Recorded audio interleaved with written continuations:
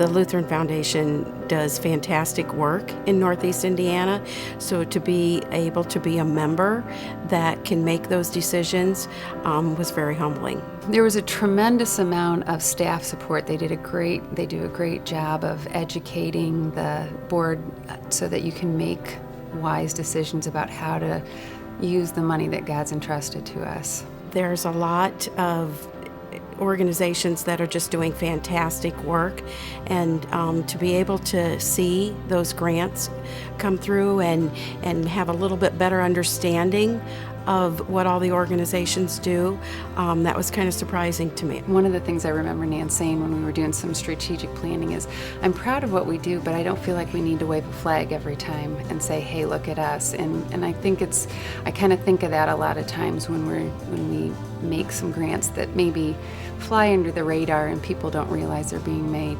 I think some of the grants that we've done to do studies for the schools and figure out how to best impact our schools, the Lutheran Schools Partnership, the SGO, I'm really proud of the work that those organizations are doing to make a lasting impact and make sure that Lutheran education is sustainable into the future. I just want to give a public shout out to Carrie.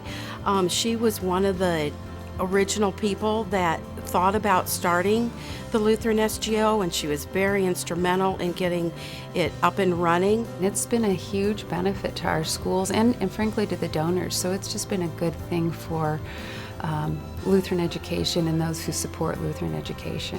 Whether it was our grant making, whether it was some other things that happened at the state level to help bring students, we saw a huge increase in the number of students in Lutheran education. If you look at our elementary schools, the number of valedictorians and salutatorians, lawyers, doctors, professional people, and that's what we're doing, is we are sending those our students out in the world to be missionaries. I think that being on the board has helped me be more aware of what's going on in our community, within our congregations, in our schools. I think it's important for the foundation to be looking ahead at how they can impact our community and how our churches can impact our community. Don't be afraid to think outside the box, but remember what our mission is, and that we're blessed with these funds,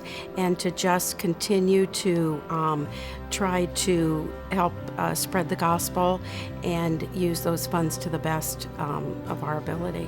One of the things that when I had kids, my mom said to me is, I always thought if I prepared my kids for the here and not the hereafter that I had failed. That always makes me cry.